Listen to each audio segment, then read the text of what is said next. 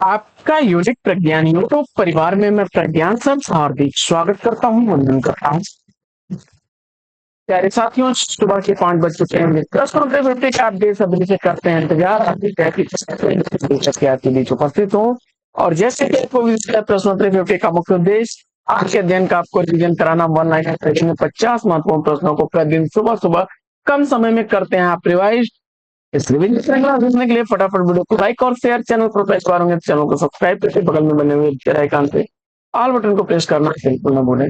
साथियों, प्रारंभ करते हैं आज की पाठचर्या, लेकिन उससे पूर्व देखते हैं प्यारा सा सकारात्मक विचार। जो जो छूट गया वो कल था दोस्त, जो छूट गया वो कल था, आज एक नया सवेरा है, तेरी हर एक कोशिश के पीछे बड़ी जीत का जीरा है। जीवन में बीती ताए विसार दे आगे की सुधिले को आते हुए अपने अध्ययन को जारी रखिए, सफलता निश्चित मिलेगी। तो देखते हैं प्रश्न 350 का पहला प्रश्न। कला सामाजिक अनुपयोगिता की अनुभूति के विरुद्ध अपने को प्रमाणित करने का प्रयत्न है, किसका कथन है? जवाब में आपने अज्ञेय को चुना तो सही जवाब त्रिशंकु से अवतरित यह कथन है। दूसरा प्रश्न, मेरी जानकारी में बिहारी जैसी रचना यूरोप के किसी भी भाषा में नहीं पाई जाती, यह कथन किसका है? तो ग्रियर्सन महोदय का कथन है। प्रश्न संख्या 3, अंगद का पाँव निबंध के निबंधकार कौन है? अंगद का पाँव निबंध श्रीलाल शुक्ल द्वारा लिखा गया 1958 ईस्वी का प्रकाशित निबंध है। चौथा प्रश्न है कि कविता की भाषा से मनोरंजन तो होता है परंतु वह जीवन संग्राम के काम नहीं आता, यह कथन किसका है? कविता की भाषा से मनोरंजन तो होता है परंतु वह जीवन संग्राम के काम नहीं आता, जयशंकर प्रसाद का कथन है। पांचवा प्रश्न है कि महाकवि की तर्जनी निबंध के निबंधकार कौन है? महाकवि की तर्जनी निबंध कुबेर नाथ राय द्वारा लिखा गया 1979 ईस्वी का प्रकाशित। छठवां प्रश्न है कि नई कविता में मुक्तिबोध की स्थिति वही है जो छायावाद में निराला किसी, किसका कथन है? जवाब हो जाएगा डॉक्टर अमोर सिंह। सातवां प्रश्न है कि दुख मेरे निकट जीवन का ऐसा काव्य है जो संसार को एक सूत्र में बांधे रखने की क्षमता रखता है, यह कथन किसका है? तो यह महादेवी वर्मा का कथन। आठवां प्रश्न है कि अलका जयशंकर प्रसाद की किस नाटक की पात्र है? अलका जयशंकर प्रसाद द्वारा लिखे गए चंद्रगुप्त नाटक की पात्र। नौवां प्रश्न है कि कुंभ में छोटी बहू कहानी के कहानीकार कौन है? कुंभ में छोटी बहू कहानी बंग महिला राजेंद्र वाला घोष की 1906 ईस्वी की प्रकाशित कहानी है। 10वां प्रश्न है कि केंद्र और परिधि निबंध के निबंधकार कौन है? केंद्र और परिधि निबंध अज्ञेय द्वारा लिखा गया 1984 ईस्वी का प्रकाशित निबंध है। 11वां प्रश्न, बिहारी सतसई किस भाषा का काव्य ग्रंथ है? बिहारी सतसई किस भाषा का काव्य ग्रंथ है? तो ब्रज भाषा का। न आने वाला कल उपन्यास का प्रकाशन वर्ष पूछा जा रहा है आपसे। न आने वाला कल उपन्यास का प्रकाशन वर्ष क्या है? तो मोहन राकेश द्वारा लिखा गया 1968 ईस्वी का प्रकाशित उपन्यास है। 13वां प्रश्न है कि सुजान कुमार किस सूफी प्रेमाख्यानक का नायक है? सुजान कुमार चित्रावली का नायक है, उस्मान द्वारा लिखी गई रचना है और 1613 ईस्वी रचना का रचनाकार है। 14वां प्रश्न है कि प्रगतिशील साहित्य की समस्याएं निबंध के निबंधकार कौन है? प्रगतिशील साहित्य की समस्याएं निबंध रामविलास शर्मा का है। 15वां प्रश्न है कि अन्या से अनन्या तक आत्मकथा की रचनाकार कौन है? अन्या से अनन्या तक आत्मकथा प्रभा खेतान की रचना 2007 ईस्वी से रचना का प्रकाशन हुआ। 16वां प्रश्न है कि द्रौपदी नामक प्रबंध काव्य के रचनाकार कौन है? द्रौपदी नामक प्रबंध काव्य नरेंद्र शर्मा की रचना है। प्रश्न संख्या 17 है कि जलती हुई नदी आत्मकथा के लेखक कौन है? जलती हुई नदी आत्मकथा कमलेश्वर द्वारा लिखी गई 1999 ईस्वी की प्रकाशित। वट पीपल साहित्य मुखी कृति के रचनाकार कौन है? वट पीपल साहित्य मुखी ये रचनाएं रामधारी सिंह दिनकर की हैं। वट पीपल 1961 ईस्वी, साहित्य 1968 ईस्वी का। 19वां प्रश्न है कि देशद्रोही उपन्यास का प्रकाशन काल क्या है? देशद्रोही उपन्यास यशपाल द्वारा लिखा गया है 1983 का। 20वां प्रश्न है कि मधुशाला में हरिवंश राय बच्चन ने किस छंद का प्रयोग किया है? मधुशाला में हरिवंश राय बच्चन ने रुबाइयां छंद का प्रयोग किया है।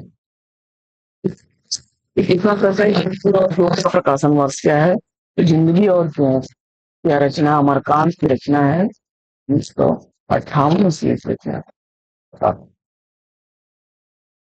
22वां प्रश्न है कि यथार्थवाद हमारी दुर्बलताओं, निशमताओं तथा क्रूरताओं का नग्न चित्रण होता है, किसका कथन है? जवाब है प्रेमचंद। अगला प्रश्न है कि हृदय की अनुभूति ही साहित्य में रस और भाव कहलाती है, कथन किसका है? जवाब हो जाएगा सूरदास की कविता में विश्वव्यापी राग सुनते हैं, वह राग मनुष्य हृदय का सूक्ष्म उद्गार, किसका कथन है? जवाब हो जाएगा राम कुमार। 25वां प्रश्न है कि छायावास व्यक्तिवाद की कविता है जिसका आरंभ व्यक्ति के महत्व को स्वीकार करने और करवाने से हुआ है, किसका कथन है? जवाब हो जाएगा नॉर्मल। प्राणी दुख की वृत्ति और सुख की प्राप्ति है, यह सुख की चर्चा करते हैं करुणा निबंध। 27वां प्रश्न है कि कीटों की रचना को छंदों कहा जाएगा, जवाब हो जाएगा राम। 28वां प्रश्न है कामायनी को मानवता की रसात्मक इतिहास की संज्ञा, कामायनी को मानवता की रसात्मक इतिहास की संज्ञा देने वाले हिंदी भक्ति काव्य का प्रथम क्रांतिकारी पुरस्कर्ता कबीर ने या कथन के शिकार? जवाब हो जाएगा डन। 30वां प्रश्न है कि नवयुग समस्या नाटक के लिए कौन युग समस्या नाटक प्रेम सहाय द्वारा लिखा गया 1934 ईस्वी का है? सीता वनवास नाटककार कौन है? सीता वनवास वाला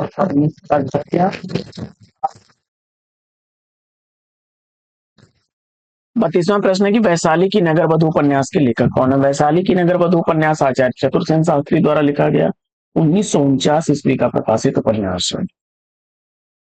प्रश्न संख्या 33 है कि भोर का तारा एकांकी के एकांकीकार कौन है? तो भोर का तारा एकांकी जगदीश चंद्र माथुर द्वारा लिखी गई 1937 ईस्वी की प्रकाशित एकांकी है। 34वां प्रश्न है कि वहम का कोई भी इलाज नहीं मोहन राकेश की किस कृति से उद्धृत कथन है?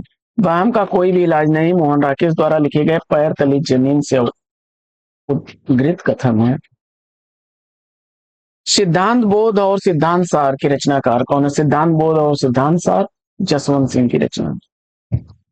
36वां प्रश्न है कि रीतकालीन कवि बिहारी की कविता को शक्कर की रोटी किसने कहा है? तो रीतकालीन कवि बिहारी की कविता को शक्कर की रोटी कहने वाले पद्म सिंह शर्मा है। 37वां प्रश्न है कि बेलारी गांव का वर्णन प्रेमचंद के किस उपन्यास में हुआ है? तो बेलारी गांव का वर्णन मुंशी प्रेमचंद द्वारा लिखे गए गोदान उपन्यास में हुआ है और 1936 ईस्वी का प्रकाशित उपन्यास। मिट्टी की बारात का कृति के रचनाकार कौन? मिट्टी की बारात सुमंगल सिंह सुमन की रचना 1972 ईस्वी से रचना का प्रकाशन वर्ष।